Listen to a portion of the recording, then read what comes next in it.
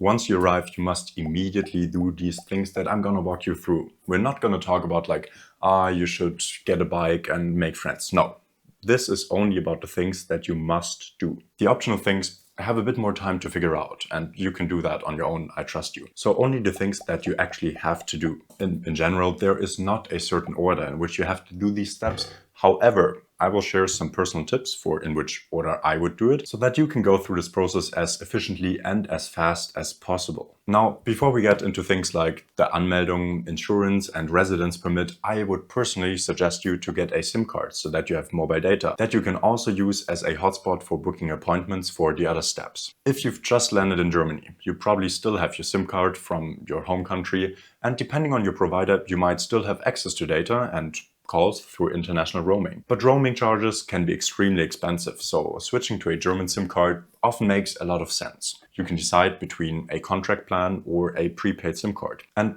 personally, I would recommend you to get a prepaid SIM card in your situation because they don't require a long-term commitment and you can easily switch providers if you find a better deal anytime. Prepaid SIM cards are available at supermarkets like Lidl or Aldi and basically all of them, and also electronic stores or even online. And you can buy them without needing a German bank account or registered address. Some of the most popular prepaid providers include Aldi Talk and Lidl Connect. They offer affordable plans with plenty of data for everyday use, and with all providers in Germany, you can get roaming for all of the EU. So this means you can use your data no matter in which country of the EU you are. So you can like literally travel around the whole of Europe with only one SIM card. I personally have Aldi Talk for several years now and I'm very happy with it, but if you want to compare different providers with prepaid and contracts, I have put a link in the video description where you can compare prepaid SIM cards as well as contracts. Activation with these cards is usually quick and easy, but all prepaid SIM cards must be registered and verified with your ID before they can be activated. This means that after purchasing your SIM, you will need to complete an identity verification process, which can usually be done online through a video call with the provider. So you might need to use public Wi-Fi for that or go to a friend's place. Once your identity is verified, your SIM will be activated and you can start using it immediately. I would suggest you to get a lot of data, maybe even unlimited data, at least for your first month, because you don't have home internet yet, which typically takes several weeks actually to get in Germany. So in the meantime, you can use a hotspot from your phone as a temporary solution. Then next up is one of the most important things, which is registering your address, which is a process that is also known as the Anmeldung. It's important to do this right in the beginning. Without it, you can basically not do anything. In Germany, everything is connected to your registered address. And be aware that hotels and Airbnbs don't count. You have to have a proper rental contract. If you don't have a clue where to start with finding housing, you can check out the course I made on this. The link is in the video description. So what exactly is the Anmeldung and how does it work? Anmeldung is the official process of registering where you live. Every time you move to a new place in Germany, whether you're just arriving for the first time or just moving to a different apartment, you are required by law to register your address at the local Bürgeramt, which is the citizen's office. This is not optional, like you have to do it. By law, you are required to complete your Anmeldung within 14 days of moving into your new residence, otherwise you can get a fine. Now let's talk about how you can actually do it. First, you need to find the Bürgeramt in your city. Each district has its own office, and you're usually required to register at the one that serves the area where you actually live. The best way to do this is by searching online for Bürgeramt, followed by the name of your city. So for example, if you're in Berlin, you would search for Bürgeramt Berlin Anmeldung. And then most likely it's the first link that is not sponsored, so make sure to find the one that is not sponsored. The next step is booking an appointment, and this can get tricky because Bürgeramt appointments are in high demand, especially in big cities like Berlin and Munich and Hamburg and all of the other big cities basically. Many people actually struggle to get an appointment within the 14-day deadline simply because the slots fill up so quickly. That's why it's important to book an appointment online as soon as you know your move-in date. However, the appointment has to be after the move-in date. Some offices allow you to walk in without an appointment, but in most places you will need to book in advance. If you check the online system and see that there are no available slots, there is one little tip that I did the last time I moved, which helped me to get an appointment. And it only took me about 3 days. Basically, you can check the website frequently because sometimes new appointments open up when others cancel. And then you can hop in to fill the spot. When you go there, you should bring, first of all, your passport or national ID card and a so-called Wohnungsgeberbestätigung, which you can usually download from the website of your local Bürgeramt. This is a confirmation from your landlord that you are officially living at the address you are registering. And to be safe, also bring a copy of your rental contract just in case that the official there asks for additional proof of residence. Once your registration is complete, you'll receive a Meldebescheinigung, which is your official proof of residence. This document is extremely important and you will need it for many things later on. So keep it in a safe place and maybe also take a picture of it. You'll also probably need a German bank account, which is the next step, because some employers only send money to German bank accounts. And some service providers, so let's say if you want to get electricity or internet at home, also only accept bank accounts from the EU.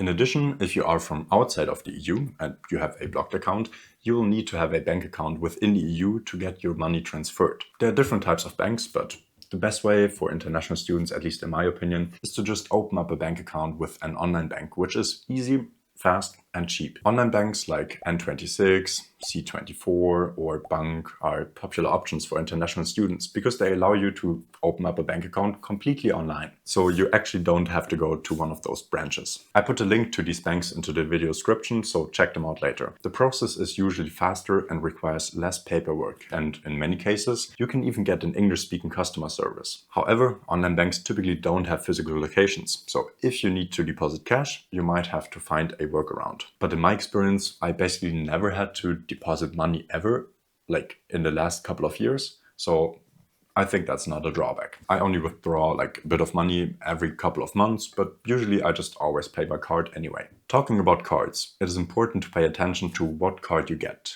A common card is the Girocard, which is a card that you can use for most things in everyday life in Germany. However, if you want to do purchases online, you might need a Visa or MasterCard. So pay attention to this. But don't worry, I'll later show you some popular bank accounts that also have this. For opening an account, you will need to provide official documents and go through an identity verification process. The documents required to open a bank account in Germany typically include, first of all, a valid passport or national ID, your Anmeldung, which is the registration certificate, which proves that you have a German address, and lastly, proof of university enrollment if you are opening as a student account. And sometimes also German tax identification number, which you will receive automatically in the mail after you have registered your address. And if you're from outside of the EU, you'll also sometimes need your visa or your residence permit. Once you have opened your account, you will typically receive your bank card and PIN separately by mail within a few days. So make sure that you check your mailbox regularly so you don't miss any important documents. So which bank account is the best choice for you? Of course, only you can know because every situation is a bit different, but I will walk you through some popular choices with free accounts. We're going to compare some different accounts using this table. So N26 has everything available in English and German, of course. You'll get a free virtual MasterCard, so you can use your phone to pay and you can also use the information to pay online. But if you want to get a physical card, it will cost you 10 euros once. They have 2 free cash withdrawals per month, and after that you have to pay 2 euros each. For money that you have in the savings account, you can also get up to 1% interest rate. A big drawback is that for many countries outside of the EU, they require a residence permit for opening the account. And getting the residence permit can take from weeks up to several months after you arrive in Germany. So if you need to get money from your blocked account, this might be tricky for you in the beginning. Besides that, overall, a great bank account that many people are happy with. C24 is another very popular choice. However, it is only available in German. Besides that, this is a great option. You'll get a free virtual card as well as a physical Giro and MasterCard. It allows 4 free ATM withdrawals per month, and after that you have to pay 2 euros each. So same as with N26, but you have 2 withdrawals for free more. In addition, you can get 1.5% of interest on your balance. So overall an amazing offer. For opening an account, they require you to have done the Anmeldung. And for some nationalities outside of the EU, they also require you to come in person or sometimes your residence permit. So overall, if you're fine with a German interface and if you are from the EU or if you are fine with waiting a bit until you get the account, this might be the best option for you. Another option is Bank. They are available in English and because of its AI also in many other languages. You'll get a free virtual card with them, and if you want to withdraw cash, you'll pay €3 each time with the free plan. For the first 6 months, you'll get 2.67% of interest rates on your money in your savings account, and then you will get something in between like 2% and 2.67%. Then there are two things where Bank really shines. First of all, when you open the bank account, you don't need to wait for your residence permit. So once you're in Germany, you can just get a German phone number and then sign up with them. Then you will have 3 months time to prove your address and tax things. And if your residence permit and everything takes longer because of the authorities, then you can still talk to them about it and then get an extended period. So opening an account is easier and faster with them. The other thing where they really shine is that students can get their Pro plan for free, which would otherwise be like €10 a month. And with this, you'll get 6 free ATM withdrawals per month, which is probably enough for any person. And in addition, you also get up to 3 physical cards for free. So if you arrive as a student and want to get a bank account fast once you arrive, this might be a good option for you. Each of these banks has its own benefits, and it really depends on what fits your situation best. Many people, including me, also have actually several bank accounts. And to make your decision easier, I've put links to all of these bank accounts in the description, including the latest offers from Bank. So I would suggest you to scroll down, open each of them right now in a new tab, and then check them out once you're finished with this video. If you're from outside of the EU, you can then, when you have a bank account, activate your blocked account so that you can start using that money. Which means basically you will have to link your blocked account to a regular German bank account. Once your German bank account is set up, the next step is to submit your account details to your blocked account provider. The process depends a bit on which provider you used when setting up your blocked account, and each one has a slightly different activation step. However, in general, you'll need to log into your blocked account portal, enter the IBAN, which is the address of your new German bank account, and submit a confirmation of your registration in Germany, which is the Anmeldung, so the Meldebescheinigung. Once you have submitted all of the necessary documents, the provider will then verify your details and activate the monthly payouts. This verification process usually takes a few days only, but in some cases it can take up to a week. So it's the best to complete the step as soon as possible after you got your bank account to avoid delays in accessing your money. Once that is done, the next challenge is getting home internet, and this is where things get really frustrating. Germany is known for its slow and complicated process when it comes to setting up home Wi-Fi. In many cases, internet installation can take 4 to 6 weeks, sometimes even longer if you're unlucky. The reason for these long waiting times is that most internet providers in Germany require one technician to visit your home and activate your connection manually. Yes, that is really the case. Here you need an appointment with a technician, and depending on the provider's availability, this can take several weeks. To avoid being stuck without internet for weeks, the best thing you can do is sign up for an internet plan as soon as you know your move-in date and schedule an appointment for as soon as possible. I didn't know about it at first, so I had no home internet for a couple of weeks. I wouldn't recommend that. Some of the most popular and biggest internet providers in Germany include the Telekom, Vodafone and O2, each offering different speed options and pricing. Telekom typically has the best speed, but is also more expensive. So that's why actually many students go with Vodafone, which are still good and are more affordable. Another thing to consider when setting up your internet is speed and data limits. While most providers offer unlimited data on home broadband connections, some of the cheaper plans have speed restrictions after a certain amount of usage. So make sure to read the fine print so you don't end up with an unexpectedly slow connection. In any case, I would suggest you to compare different contracts. I have put a link into the video description to Germany's biggest comparison portal, so you can click on it and just find out which contract is the best one for you. Once you made a contract, you should schedule a date where the technician will come. On this day, it's important that you're home because they will need to install the router inside your apartment. In addition, they will also need access to your distribution box. And if you're not sure what it is and where that is, you can just ask your landlord and then everything should work out for you. Another thing that is important to check is your electricity provider. Many international students don't realize this, but in Germany, electricity isn't always included in the rent. If you don't set up your own provider, you could end up paying higher default rates, which can be significantly more expensive. So before you settle in and start using electricity freely, it's important to figure out whether you need to register with an energy provider, and if so, how to get the best deal. That's what we're here for. The first thing you need to do is check your rental contract. In Germany, rent is usually divided into 2 different types.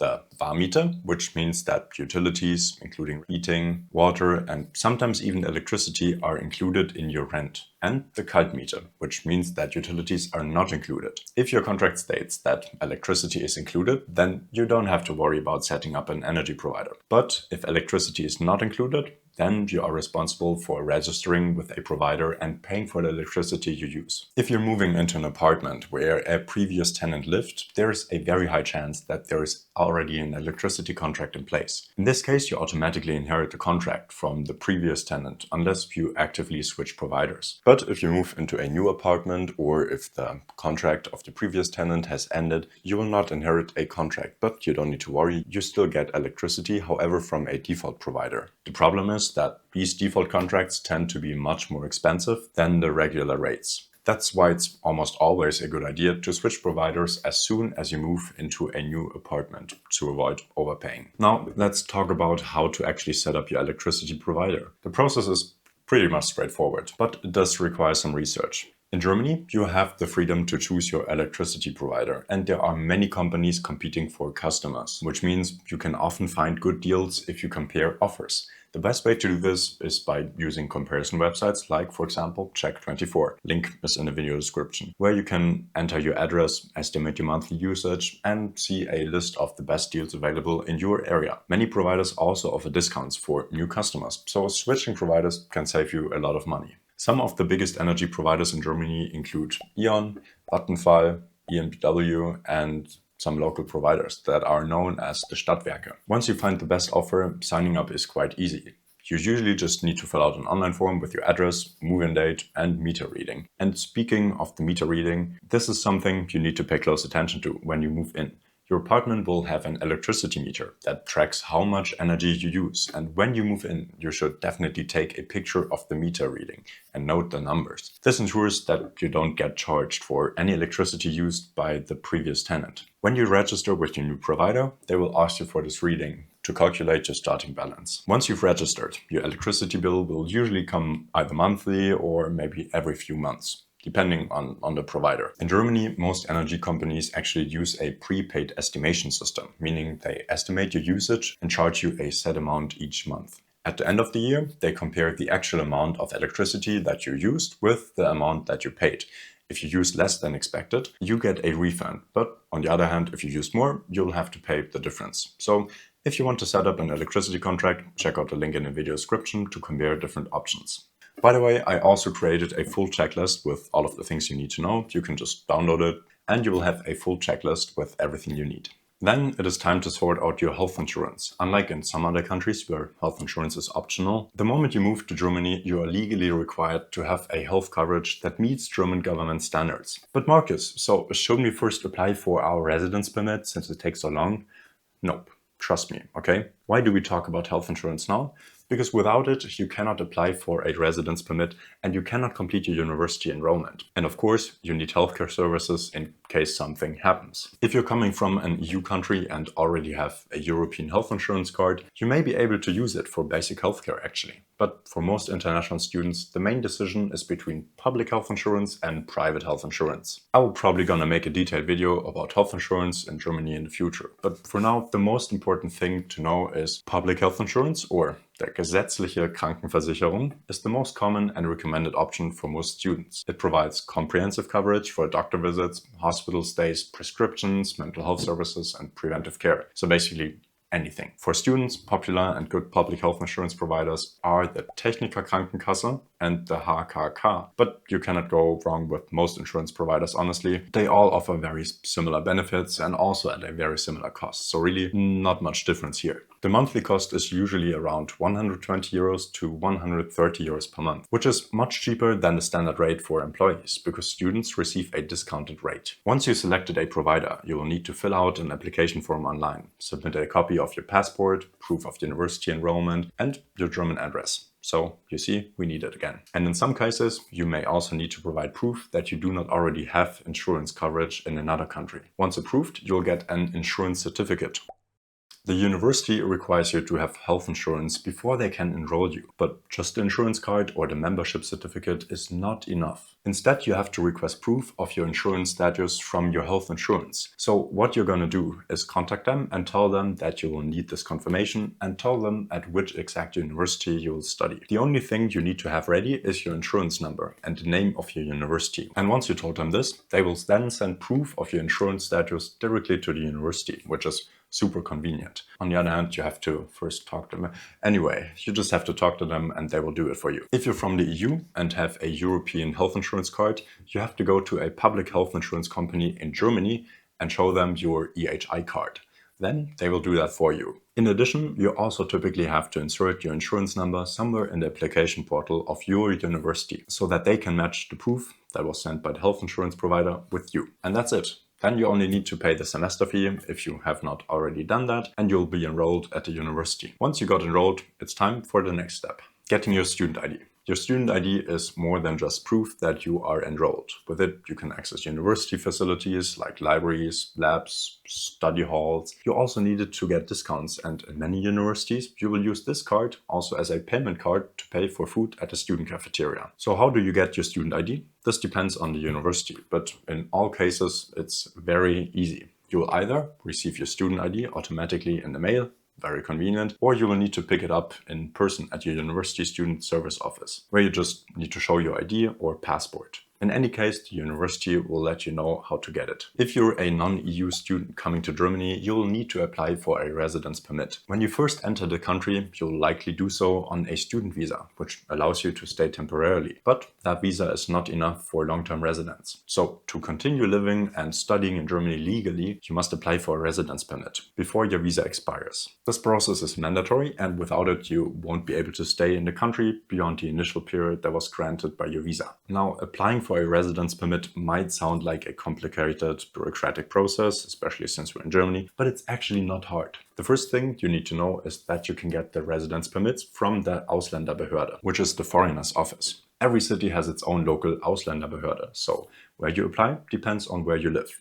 If you're in a major city like Berlin, Munich or Hamburg or other big cities, you'll need to check which specific office handles students' residence permits. In some bigger cities, it can also take weeks or even months to get an appointment. In general, you're not in a rush because you have a visa. Still, I would suggest you to just apply as soon as you can so that you don't have to worry about it and to avoid any issues with your visa expiring before your permit is approved. To apply for a residence permit, you will need to prepare a set of required documents. You will need a valid passport that is valid for the entire duration of your intended stay in Germany. So if your passport is close to expiring, you should definitely renew it before starting the application process. Then, in addition, you need proof of financial means. So proof of your blocked account or scholarship or work contract or a declaration of financial support. In addition, you will need your proof of university enrollment and also proof of valid health insurance. So for example, your insurance certificate. Another thing you will need to bring is a biometric passport photo, which must meet German official standards. So it's not okay to just bring anything. They must have these requirements. The easiest option for this is just to get a new photo at one of the photo booths that you can typically find close to the central stations or also close to a city's offices. And of course, you'll need the completed residence permit application form. Different cities have different versions of this form, so it's important to download the correct one from the website of your local Ausländerbehörde. Once you have gathered all of the required documents, you'll attend your appointment at the Ausländerbehörde. Even if you have an appointment, be prepared for long waiting times. So maybe bring a book or something to not get bored. Once it is your turn, an immigration officer will review your documents and maybe ask you a few questions, and that's it. In some cases, they may ask for additional documents or clarification, so it's a good idea to just bring extra copies of everything, whatever you have, just in case. If all of your paperwork is correct, then you will usually receive a temporary document confirming that your application is being processed. The actual residence permit is issued in the form of a biometric residence card, which is mailed to you after a few weeks later. And then one more thing that you should think about at least is if you want to get additional insurances that most Germans have. Because next to health insurance, what actually more than 80% of Germans have is a private liability insurance, known as Haftpflichtversicherung. You don't have to get it by all means, it's not legally required, but it's one of the most common and highly recommended types of German insurances. So What exactly is that, and why do so many people have it? Liability insurance basically covers you in case you accidentally damage someone else's property, or maybe you cause injury to another person. Because in Germany, if you accidentally break something or cause damage, you are legally responsible for paying the full cost of the damages. So this means if you accidentally spill coffee on your friend's laptop and break it, you are legally required to pay for the full cost of a replacement. Even worse, if you cause a minor accident while riding a bike and damage a car, you might already have to pay thousands of euros in repair costs. And if you hit a person, it might be even worse because, well, hospital bills are high. Liability insurance protects you from these kinds of risks, and the best part, it's relatively cheap, usually between only like 5 to 10 euros per month, which is amazing. Many landlords also prefer tenants who have the liability insurance because it also covers accidental damage to the apartment, like breaking a sink or damaging the flooring. Another type of insurance that many people consider is the household contents insurance, or the Hausratsversicherung. That's the German name. This insurance covers the belongings inside your apartment or dorm, such as furniture, electronics, personal items, in case of fire, water damage, or theft. And in those cases, the household insurance will cover it. If you want to get either of these, you can click on the links I put in the video description, which will then take you to the websites to compare the best options for you. Again, they're optional, many people have it, your decision. What are other things that you want to know more about? Let me know in the comments. See you in the next one. Keep growing. There's a video. You should, maybe it's relevant. You check it out.